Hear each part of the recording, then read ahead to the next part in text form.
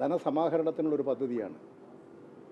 അത് ഒരു ഗവൺമെൻറ്റിൻ്റെ പദ്ധതിയാണ്, ഒരു ഗവൺമെൻറ് നയത്തിൻ്റെ ഭാഗമായിട്ടുള്ളതാണത്. അതാണ് നമ്മുടെ കേരളത്തിൻ്റെ സമഗ്ര വികസനത്തിന് ഏറ്റവും വലിയ സംഭാവന ചെയ്തുകൊണ്ടിരിക്കുന്നത്.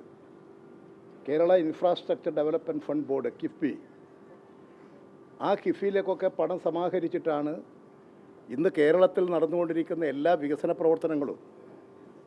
കേന്ദ്ര ഗവൺമെൻറ് എത്രമാത്രം ഉപദ്രവിച്ചാലും സാമ്പത്തികമായി കേരളത്തെ ബുദ്ധിമുട്ടിച്ചാലും ആ ബുദ്ധിമുട്ടുകളെ അതിജീവിക്കുന്നതൊക്കെ ഇത്തരത്തിലുള്ള സാമ്പത്തിക ക്രമീകരണം കൊണ്ടാണ്, സാമ്പത്തിക ആസൂത്രണം കൊണ്ടാണ്. ആ സാമ്പത്തിക ആസൂത്രണത്തിൻ്റെ ഭാഗമാണ് ഈ ബോണ്ടും നടപടിക്രമങ്ങളെല്ലാം. അതൊന്നും ഇത്തരത്തിൽ കേസെടുക്കാനോ നടപടി സ്വീകരിക്കാനോ ഉള്ള നിയമപരമായ നിലനിൽപ്പ് പോലും ഉണ്ടാകില്ല.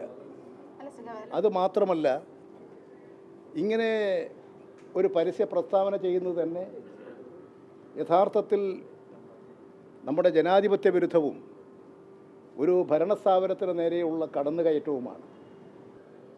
അതുപോലെ തന്നെ ഒരു ഗവൺമെൻറ്റിന് നേരെ കളങ്കപ്പെടുത്താനാണത്. ഈ കളങ്കപ്പെടുത്തുന്നത് ഏത് ഉദ്യോഗസ്ഥ രംഗത്തിലും യോജിച്ചതല്ല.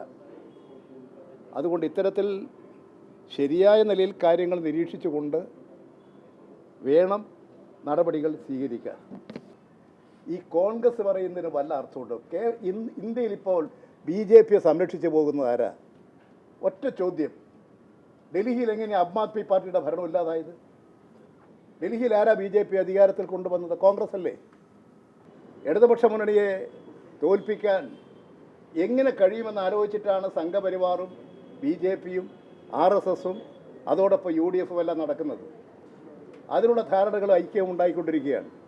അതുകൊണ്ടൊന്നും കേരളത്തിലെ ജനവികാരത്തെ, ജനചിന്തയെ, ജനങ്ങളുടെ ബോധത്തെ ഇല്ലായ്മ ചെയ്യാൻ UDFന് സാധിക്കില്ല. അടിസ്ഥാനരഹിതമായ ഒരു അടിസ്ഥാനവുമില്ലാത്ത ബോഗസ് വർത്തമാനങ്ങൾ. അതുകൊണ്ട് ഈ പ്രതിപക്ഷ നേതാവൊക്കെ ആകുമ്പോൾ പറയുന്ന കാര്യങ്ങൾക്ക് കുറച്ച് നിലയും വിലയും ഉണ്ടാകണം.